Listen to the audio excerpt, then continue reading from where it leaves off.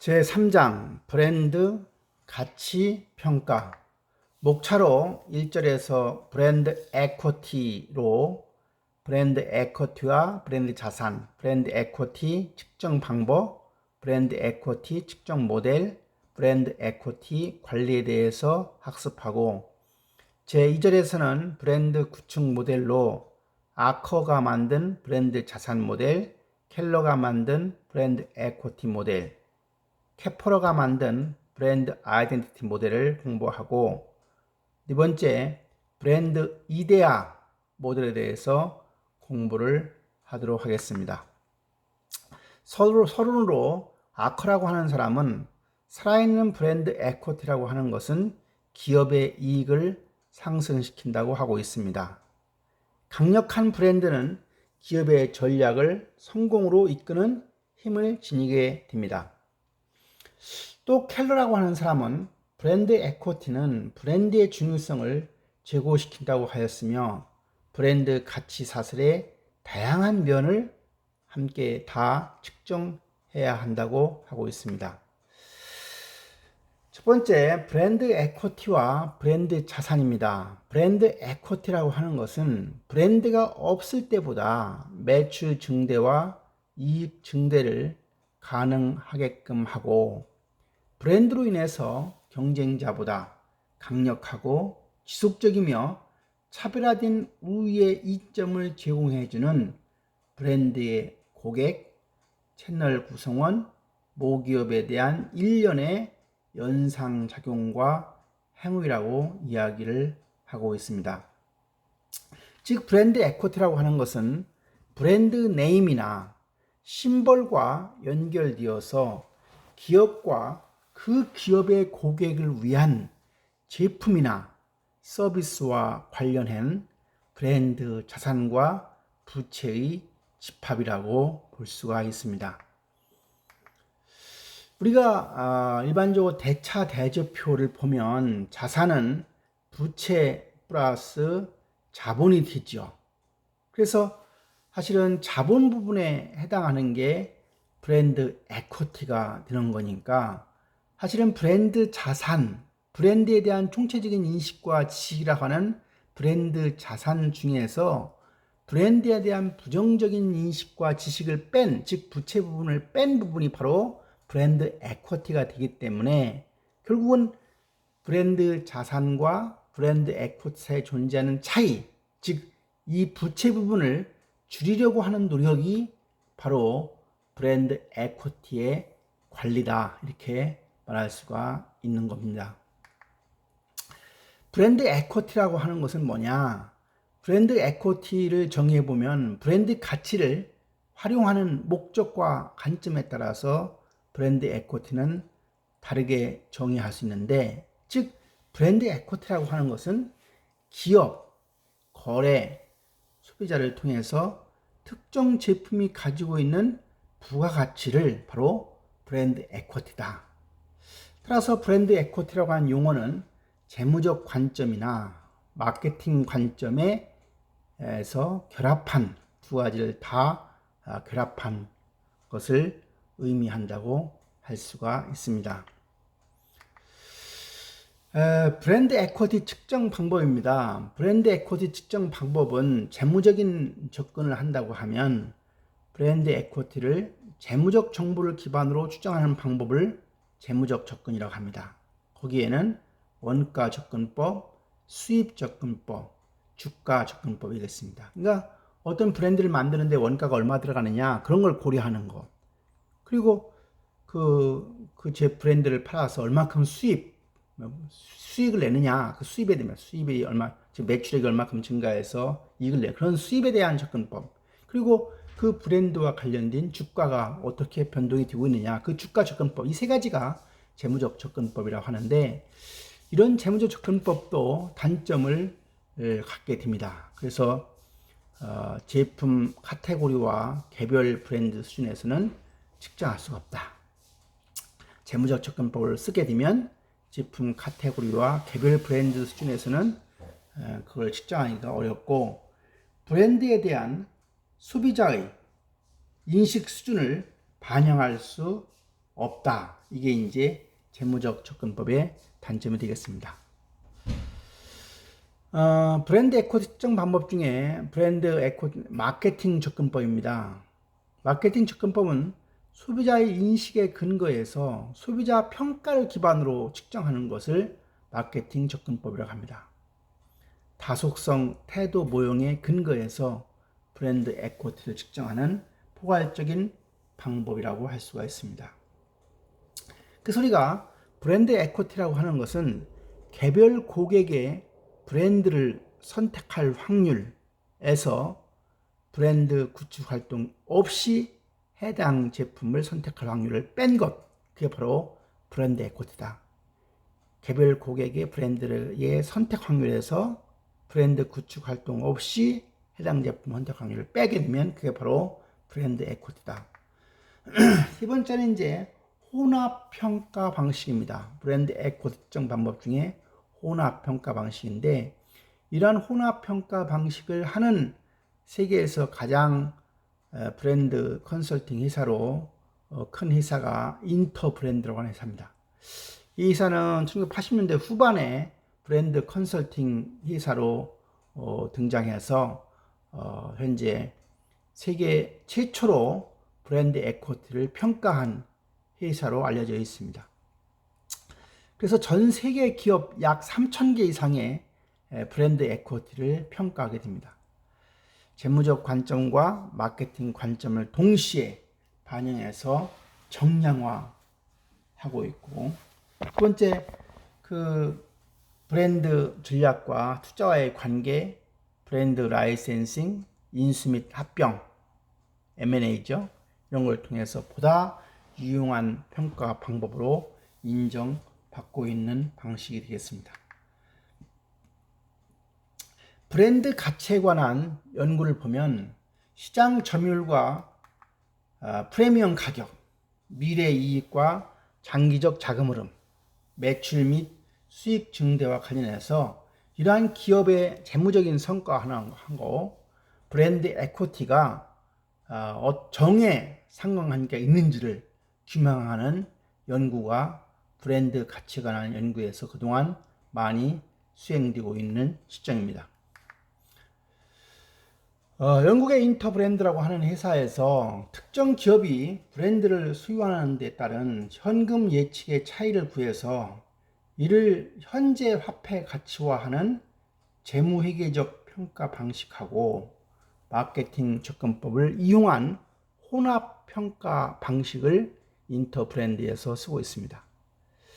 그래서 브랜드 재무 성과, 파이낸셜 퍼포먼스를 보는데, 주로 거기에서 보는 내용들은 기업의 재무 실적을 갖다가 측정하는데, 주로 경제적 부가가치라고 하는 EVA 이거하고 유사한 이윤을 창출하게 되고, 브랜드 역할력 차원에서는 브랜드 구매에서 영향을 미치는 다른 요인들에 비해서 브랜드가 단독적으로 소비자 선택에 미치는 영향력의 정도, 이것도 이제 평가를 하고, 그리고 브랜드 강도를 측정하는 총 10가지 측정 요소를 사용한다고 합니다.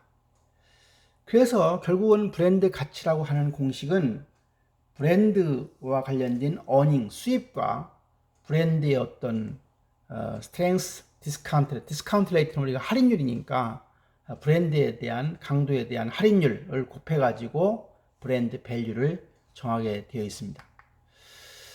인터브랜드라고 하는 회사에서 브랜드를 강도를 측정하는 항목 아까 10가지 얘기했는데, 여기서 브랜드 강도라고 하는 것은 미래 브랜드의 지속력을 나타내는 것이고, 브랜드의 속성 기준 10가지를 토대로 동일 산업군 내의 다른 브랜드들과의 비교를 통해서 산출하게 됩니다. 10가지 내용은 크게 두 가지로 구분합니다. 내부적인 요인과 외부적인 요인으로 구분하고, 내부적인 요인에는 4가지. 첫 번째가 명확성입니다. 브랜드의 가치라고 하는 거, 포지셔닝이라고 하는 거, 제안의 이해와 전달 정도, 명확한 타겟, 고객 인사이트, 구매 요인에 대한 이해도, 이런 것이 이제 명확성에 대한 측정 항목이고, 커미트먼트 신념과 관련된 측정 항목에는 브랜드에 대한 내부적 신념, 브랜드의 중요성에 대한 믿음, 브랜드를 위한 시간적, 금전적, 인적 지원 정도를 커미트먼트로 측정하고, 그 다음에 이제 프로텍션이라고 해서 보호라고 하는 것도 이제 측정하게 되는데, 그 브랜드가 얼마큼 법적 보호가 되어 있느냐, 특허 등록된 재료, 제품 및 디자인, 브랜드 보호 정도는 어떠냐, 이런 걸 보는 것이고, 내부적 요인의 마지막 대응력, 레스판시브니스는 시장의 변화라든가 위기, 기회의 대응 정도, 내부적 리더십, 진화와 변화에 대한 의지와 능력, 이런 것들이 이제 대응력이라고 하는 걸로 측정하게 됩니다. 다음은 외부적 요인으로는 첫 번째가 진정성입니다. 어텐틱에 관련된 얘기죠. 기업 내부의 진정성과 능력, 브랜드의 전통과 역사, 핵심 가치, 고객들의 기대에 충족 여부 보는 게 진정성이라는 내용이고, 그 다음에 릴리번스에 관련된 연관성에 대한 내용은 전 세계 및 각 시장별 고객의 특성과 니즈, 욕구 및 선택 기준 여부로 브랜드가 얼마만큼 부합하고 있는지 이걸 보는 게 연관성이고요. 차별성은 디퍼런시에이션은 타 경쟁사 대비 포지셔닝에 대한 차별화 정도를 보는 겁니다.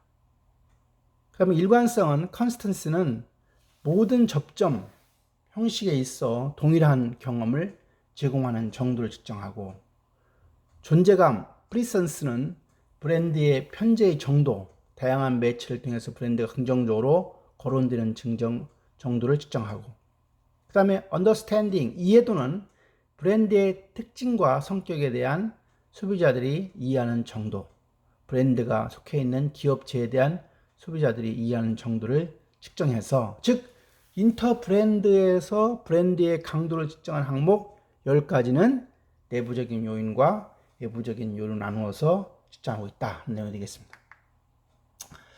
인터 브랜드의 브랜드 가치 평가 방법을 보면 먼저 세그멘테이션 세분화를 합니다. 그 다음에 재무 분석을 하게 되는데, 재무 분석에서는 주로 경제적 이익, 이코노믹 프로핏을 본다는 얘기죠. 두 번째는 수요 분석을 합니다. 디맨드에 대한 분석을 해요. 그래서 브랜드 역할력이 얼마큼 있는지를 보는 것이 수요 분석이고, 또 하나는 경쟁 분석, 컴피티티브 애널리시스죠. 브랜드 강도를 보는 겁니다. 그래서 이 경쟁 분석을 통해서 브랜드에 대한 그 위험 정도를 파악하게 되고, 재무 분석과 수요 분석 이 두 가지를 통해서 브랜드의 수익을 알아볼 수 있기 때문에 브랜드 수익과 브랜드 위험 두 가지를 고려해서 결국은 마지막으로 브랜드의 밸류, 브랜드의 어떤 수익의 순현재 가치, net present value, 브랜드의 어닝에 대한 net present value, 즉 브랜드의 수익의 순현재 가치를 파악하는 방식으로 인터 브랜드에서는 브랜드 가치를 평가하게 됩니다. 인터 브랜드 측정 방식이 갖는 장단점이 있습니다. 장점은 브랜드가 가질 수 있는 고객 가치를 적절하게 표현할 수 있다 하는 점이고, 두 번째는 비즈니스 위크와 세계 경제 간행물들이 발행하는 연간 브랜드의 평가표의 기반이 되고 있는 게 바로 인터 브랜드 측정 방식의 장점입니다. 반면에 단점으로는 주관성이 크고 측정 대상이 기업 브랜드와 개별 브랜드가 동일한 경우로 혼동해서 평가하고 있다는 점입니다. 미래의 브랜드 수익의 측정 방법의 타당성에 문제점이 존재하기도 합니다. 그림 3-2는 세계적으로 그 브랜드에 대한 순위입니다. 이거 해마다 아마 여러분들 인터넷 들어가면 2019년도 나와 있을 텐데, 2018년도 지금 세계적인 브랜드에 대한 순위를 보면 1등이 애플로 되어 있죠. 애플. 2등이 구글, 3등이 아마존. 아마 2019년 거 보면 이 아마존이 1등으로 올라가는지 모르겠어요. 매출액 측면에서는 분명히 올라갔는데 이 순위는 바뀌었는지 모르겠습니다. 그래서 지금 애플이 2014년부터 2018년까지 쭉 1등을 지금 하고 있고, 과거에는 2005년부터 2012년까지는 코카콜라가 하다가 이제 2014년부터 애플 스티브 잡스의 애플이 지금 올라가 있는 상태입니다. 2005년부터 2007년까지는 2등은 마이크로소프트사, 그 다음에 2008년부터 2011년까지는 IBM 회사, 2012년도에 애플이 잠깐 올라왔다가 2014년부터 2018년까지는 지금 구글이 2등을 차지하고 있습니다. 2014년부터 2016년까지는 코카콜라가 3등을 차지하고 있지만, 이제 그 2018년도부터는 아마존이 그걸 대체했고요. 4등이 마이크로소프트사, 5등이 코카콜라, 6등이 삼성 되어 있고, 7등이 도요타 자동차 공장, 8등이 벤츠, 독일의 자동차 회사 벤츠가 지금 8등을 차지하고 있습니다. 9등이 페이스북, 10등이 맥도날드로 되어 있습니다. 우리나라 기업 중에서는 지금 현대가 세계 브랜드 순위에서 보면 2018년도에 36등을 차지하고 있고, 기아가 71등을 차지하고 있습니다. 과거에 LG가 뭐 100등 안에 들었던 2005년, 6년도에는 LG가 97등, 94등 했는데, 최근에는 빠진 것 같습니다. 브랜드 구축 모델입니다. 제품과 서비스가 기업과 그 기업의 고객에게 제공하는 가치를 증가시키거나 감소시키는 역할을 하게 되는데, 아코라고 한 사람이 만든 브랜드의 에코티 모델은 다음과 같습니다. 그 사람은 브랜드 에코티를 다음과 같은 요소로 이야기하고 있습니다. 첫 번째는 브랜드의 충성도, 브랜드의 인지도, 지각된 품질, 브랜드 연상 이미지, 기타 독점적인 브랜드 자산, 이렇게 해놓고, 브랜드 충성도에는 마케팅 비용이 감소되는 거, 새로운 고객 확보 기회가 있는 거, 경쟁적 위협에 대처할 시간적 여유 제공, 유통에서의 레버리지 효과, 이게 이제 브랜드 충성도와 관련된 내용이고, 브랜드 인지도는 브랜드 관련 영상 이미지 연결, 친밀감과 호감 유발, 상품 품질과 신뢰성, 구매 고려 대상 브랜드의 포함을, 지각된 품질, perceived quality에 해당이 되는 것은 구매 동기와 이유를 제공하는 것, 차별화 포지셔닝의 근간, 가격 프리미엄의 창출, 브랜드 확장 기회를 제공하는 것. 브랜드 연상 이미지는 정보 처리와 검색 용이한 것, 구매 동기와 이유를 제공하는 것, 긍정적 태도와 느낌을 창출하는 것, 브랜드 확장 기회를 제공하는 것. 기타 독점적인 브랜드 자산, 경쟁적인 우요수. 그래서 이런 것들이 모아져서 고객에게 제공되는 가치라고 하는 것은 정보 처리화해서 구매 결정에 대한 확신, 사용상의 만족감을 제공한다. 그렇게 되면 이것이 기업에게 제공되는 가치는 마케팅 프로그램의 효율성과 효과를 증대시키고, 브랜드 충성도를 제고하고, 가격과 마진의 기회를 제공하고, 경쟁적 우위를 창출하는 걸로 되어 있습니다. 이게 이제 아커가 만든 브랜드 에코티 모델이 되겠습니다. 또 켈러라고 하는 사람도 에코티 개념을 설명하고 있는데, 켈러라는 사람은 브랜드 에코티라고 하는 것은 소비자가 갖는 브랜드에 대한 지식을 브랜드 에코티다 이렇게 설명하면서, 그는 브랜드의 지식을 두 가지로 브랜드 인지와 브랜드 이미지로 구분하고, 브랜드 인지에 해당이 되는 것은 브랜드를 상기시키는 것, 그리고 브랜드를 재인시키는 것. 재인이라는 것은 다시 인식한다 하는 개념의 재인이겠죠. 브랜드 이미지는 그 연상 유형에 따라서 세 가지, 속성, 혜택, 태도, 그리고 호감도, 강도, 독특성, 이런 것들이 이제 브랜드 이미지. 그래서 이 브랜드 인지와 브랜드 이미지가 브랜드 지식이고, 이 브랜드 지식이 바로 소비자가 갖는 브랜드 지식이 바로 브랜드 에코티다 이렇게 설명한 사람이 케빈 레인 켈러가 주장하는 내용입니다. 지금 설명한 케빈 레인 켈러가 CBBE 모델을 설명하고 있어요. CBBE. 그래서 1단계는 소비자 관점에서 브랜드 자산을 구축하려고 하면 뭐니 해도 우리가 철학적인 이야기에 해당이 되는 거죠. 너는 누구냐? Who are you? Who am I? 이것처럼 너는 누구냐? 이게 바로 표시하면 브랜드 아이덴티티, 브랜드의 정체성을 정하는 내용이 바로 1단계 등. 모든 기업의 어떤 제품이라고 하는 것은 첫 번째 우리가 브랜드 아이덴티티, 너는 누구냐? 너는 어디에 쓰는 물건이냐? 너는 언제 쓰는 물건이냐? 써서 무엇이 좋냐? 이런 브랜드 아이덴티티가 정해지고, 두 번째 단계는 브랜드에 대한 이미지, 미닝, 의미를 부여해야 돼. 너는 어떤 의미를 가지고 있느냐? 이게 이제 켈러가 주장하는 2단계 브랜드 자산 구축의 2단계입니다.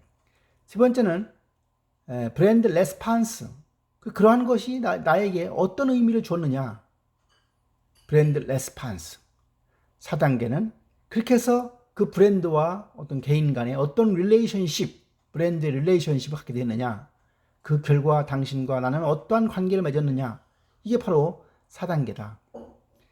그래서 브랜드의 구축 단계는 아이덴티티, 미닝, 레스판스, 릴레이션십 이렇게 올라가게 되고, 각 단계별 평가 기준은 다음과 같다. 즉 아이덴티티에서는 브랜드의 인지도와 관련된 거, 그래서 구매와 소비 상황과의 연계성이 있는지 이런 보는 것이고, 미닝과 관련해서는 브랜드 연상의 선호 정도, 브랜드 연상의 강도, 브랜드 연상의 독특성을 보는 것이고, 레스판스에서는 소비자 반응의 접근 정도, 긍정적 소비자 반응 이런 거. 릴레이션십은 강력한 로열티, 활동적인 로열티 이런 걸 보는 게 릴레이션십에서 보는 평가 기준이라고 말할 수가 있습니다. 고객을 기반으로 한 브랜드 자산 피라미드 구조는 다음과 같습니다. 그래서 이게 이제 CBB 모델이라고 하는 건데, CBB. 그래서 이 그림을 보세요. 그러면 밑에 가장 아래 나와 있는 부분이 브랜드 사일런스 해서 그 윗 부분이 브랜드 퍼포먼스와 브랜드 이미지어리, 그 다음에 컨슈머에 대한 저지먼트, 컨슈머에 대한 필링, 그 다음에 컨슈머와 브랜드의 레스판스 이렇게 되어 있죠. 그래서 가장 삼각형의 가장 아랫부분은 제품이나 서비스 카테고리, 좀 소비자의 니즈와 관련된 내용이고, 브랜드 퍼포먼스와 관련된 내용은 1차적인 특장점, 특징의 장점이죠. 그리고 부가적인 특성, 신뢰성, 내구성, 서비스 가능성, 서비스의 효과성, 효율성, 그리고 공감, 스타일과 디자인, 가격 이런 것들이 이제 브랜드 퍼포먼스와 관련된 내용들이고, 브랜드 이미지어리와 관련된 내용에는 사용자 프로파일, 구매와 사용 상황, 개성 및 가치, 역사, 유산, 경험 이런 것들이고, 컨슈머 저지먼트와 관련된 것은 제품의 품질, 신뢰성, 고려 가능성, 제품 성능 우수성. 컨슈머 필링은 따뜻함, 즐거움, 흥분, 안전, 사회적 승인, 자존심에 관한 것. 그 다음에 컨슈머 브랜드 레스판스와 관련된 것은 행동적 로열티, 태도적 애착, 커뮤니티, 적극적인 구매. 이렇게 해서 이 켈러라는 사람은 고객을 기반으로 한 브랜드 자산의 피라미드 구조를 만들어 봤던 사람이다. 브랜드 구축 모델이라고 하는 것은, 즉 브랜드는 상품의 본질 에센스이고, 의미 미닝이고, 지향점 디렉션이고, 상품의 아이덴티티를 정의하는 것이다. 그래서 캐퍼러의 브랜드 아이덴티티 프리즘이라는 게 지금 그림 3-6에서 보여주고 있는데, 그 발신자 상, 그 다음에 수신자 상 이렇게 나누고 외면화, 내면화로 나눴을 때, 뭐 내면화는 문화 쪽이고 관계는 외면화 쪽이고, 발신자의 상 쪽에 이제 물리적인 특성과 개성, 그리고 수신자 상 쪽에 사용자 이미지, 자아 이미지, 이 둘의 6가지를 가지고 아이덴티티 프리즘, 뭐 프리즘이라는 것은 뭘 보는 틀이겠죠. 보는 그런 것을 보여주고 있습니다. 그래서 브랜드 아이덴티티와 브랜드 포지셔닝에 대한 브랜드 관리 도구가 필요함을 이야기하고 있습니다. 브랜드 구축 모델과 관련해서 이 책의 저자 서용구 교수는 소비자 지향성과 브랜드 관리자 지향성 양자를 혼합해서 브랜드 아우라 구축을 위한 브랜드 에쿼티 모형이 바로 브랜드 이데아다. 이데아라고 하는 것은 뭐 대문자 영어 스페링의 앞자니까 IDEA죠. IDEA. 그래서 I는 아까 얘기했던 아이덴티티, 정체성에 대한 얘기고, D는 differentiation, 차별화시켜야 된다 하는 얘기고, E는 emotion, 감성화해야 된다. 그리고 이제 A는 이제 풍채, 기운을 얘기하는 아우라에 대한 얘기니까, 이 책은 브랜드의 구축과 관련해서 4단계 아이디아, 브랜드 이데아라고 하는 걸 가지고 설명하고 있습니다. 그래서 브랜드 가치를 만드는 브랜드의 실행 프로세스의 단계별 전략을 제시해서 브랜드 에쿼티를 극대화시키기 위한 브랜드의 이상향이 바로 브랜드 이데아다, 이렇게 주장하고 있습니다. 브랜드 구축 모델입니다. 다이아몬드 형태의 그림인데요. 첫 번째는 아이덴티티에 대한 I에 대한 얘기고, D는 differentiation, 그리고 E는 emotion에 대한 이야기, 그리고 A는 그 아우라에 대한 내용입니다. 그래서 이렇게 오른쪽으로 시계 추 방향으로 돌아가는 모습으로 보여주고 있습니다. 이렇게 해서 우리가 마케팅 관련된 브랜드 모형에 대한 이야기, 다시 말하면 3장에 대한 내용을 모두 마치도록 하겠습니다. 결국은 브랜드 에쿼티에 대한 내용을 우리가 이번 시간에 학습한 걸로 여러분들이 기억하면 되겠습니다. 수고했습니다.